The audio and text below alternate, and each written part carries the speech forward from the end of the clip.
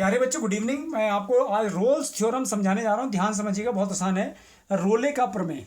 तो रोले ने क्या कहा है, ध्यान समझिए। कोई फलन एफ है जो अपने डोमेन यानी कि प्रांत ए कॉमा बी में मैपिंग उसकी आर के साथ हो रही है, में क्या है, परिभाषित है, डिफाइंड फंक्शन है। रोले ने ये कहा है। तब स्टेप फर्स्ट जो है, स्टेप फर्स्ट में वो कहता है कि क्लोज इंटरवल ए कॉमा बी में फलन एफ जो है वो कॉन्टिन्यूस है, संतत है, कॉन्टिन्यूस फलन है ये। और स्टेप टू में वो कहता है, आप ध्यान से देखिएगा, स्टेप टू में क्या कहता है कि ओपन इंटरवल ए कॉमा बी में ये जो फलन एफ है वो अवकलित है, यानी कि आप इसका डिफरेंशिएबल है। क्या है ये? डिफरेंशिएबल है ओपन इंटरवल ए कॉमा बी में। और स्टेप थ्री में वो कहता है कि एफ ए कि अगर आप फलन में याली बाउंड्री और एफ बी रखें तो ये दोनों के मान बराबर हैं। अब इसको समझने के लिए आप क्या करेंगे, बहुत ध्यान से देखिएगा, इसको ध्यान से देखिए, समझिए। हमारे पास कोई फलन इस प्रकार है जिसका वक्र मैं आपको दिखा रहा हूँ कि मैंने एक वक्र ये ले लिया, तो ये इसका पॉइंट ए और बी है, और यहाँ से आप देखेंगे ये स्मॉल ए है, ये स्मॉल बी है। तो आप ध्यान से देखिए कि ये फलन ए से बी तक क्लोज इंटरवल ए कॉमा बी में कॉन्टिन्यूस है, संतत है। पहली बात ये हो गई। पहली बात ए कॉमा क्लोज इंटरवल ए कॉमा बी में फलन एफ संतत है। अब दूसरी बात, ओपन इंटरवल ए कॉमा बी में फलन एफ अवकलित है। उसका पता करने के लिए आप कैसे करते हैं कि अवकलित है या नहीं है, कि वक्र के किसी बिंदु पर आप स्पर्शरेखा ड्रॉ करिए, खींचिए, तो आप देखेंगे वक्र के किसी बिंदु पर आप स्पर्शरेखा खींच सकते हैं, टेंजेंट खींच सकते हैं, देख रहे होंगे आप ध्यान से। तो इसका मतलब है, लेकिन एंड पॉइंट पर टेंजेंट नहीं खींची जा सकती हैं, एंड पॉइंट पर टेंजेंट नहीं खींची जा सकती हैं, इसलिए ये उसने ओपन इंटरवल कहा है स्टेप टू में, क्योंकि एंड पॉइंट्स पर आप टेंजेंट नहीं खींच सकते हैं। टेंजेंट का मतलब होता है कि वो फलन एफ अवकलित होती है, यानी कि ये स्पर्शरेखा d y upon d x को दर्शा रही हैं, ये स्पर्शरेखाएं। अब आप आ जाइए, जो तीसरा पॉइंट है एफ ए बराबर एफ बी, तो ये ए पर, ये ए पॉइंट है, ए पर अगर मैं इसका मान निकालूंगा तो एफ ए आएगा, बी पर इसका मान निकालूंगा तो एफ बी आएगा। ध्यान से देख लीजिए कि यहाँ से मैं से मिलूंगा A comma F A, B comma F B, ये मान बराबर हैं या नहीं है। ये हमारा बी कॉमा एफ बी हो गया और ये ए कॉमा एफ ए हो गया। तो आप देखिए ये दूरी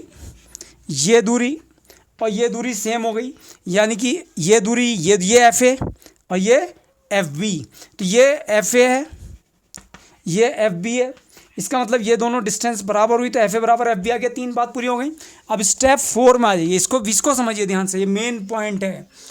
सम सी, मैंने क्या लिखा, सम, वन नहीं लिख रहा हूँ मैं वन नहीं लिख रहा हूँ, some C belongs to A comma B. कुछ सी जो है वो ए कॉमा बी को बिलोंग करते हैं, यानी कि सी जो है वो ए कॉमा बी का अवयव है। और तब क्या होगा कि एफ डैश सी बराबर 0 होगा। अब बात आती है कि एफ डैश सी कहाँ है। एक बिंदु ए और बी में कोई बिंदु सी है, ध्यान से देखिए, वो बिंदु सी है, और इस पर टेंजेंट, ये इस पर जो टेंजेंट आप देख रहे हैं ये एफ डैश सी, ये आप देख रहे हैं ये किसके समांतर हो गई है, एक्स अक्ष के समांतर हो गई है। इसका मतलब ये एक्स अक्ष से कितना कोण बना रही है, 0 डिग्री। तो इसकी प्रवणता स्लोप एम बराबर, इसकी प्रवणता है स्लोप एम बराबर टेन जाई, इस वाली स्पर्शरेखा की प्रवणता एम बराबर टेन जाई, टेन 0 डिग्री और 0। तो यानी कि ये एफ डैश सी की जो वैल्यू है कितनी आ गई, 0 आ गई। तो ये किसी ना किसी, इस वक्र के किसी ना किसी पॉइंट पर एफ डैश सी, मतलब ये जो स्पर्शरेखा है इसका मान किसका, ये स्पर्शरेखा इस बिंदु पर कभी ना कभी क्या हो जाएगी, एक्स अक्ष के समांतर हो जाएगी। तो जब ये स्पर्शरेखा एक्स अक्ष से समांतर हो जाएगी तो ये एक्स अक्ष से कितना कोण बनाएगी, 0 डिग्री बनाएगी। और जब 0 डिग्री बनाएगी तो इसकी प्रवणता कितनी हो जाएगी, एम बराबर टेन 0 यानी 0। तो एफ डैश सी का मान कितना आ गया, 0। तो अब आपका हम अंत में आ गए हैं। जब एफ डैश सी का मान 0 आ गया तो मैं यहाँ से किसकी वैल्यू निकालूंगा, सी की। इफ यदि C belongs to A comma B, अगर ये सी जो है वो ए कॉमा बी को बिलोंग कर गया, तब रोले का प्रमेय सत्यापित हो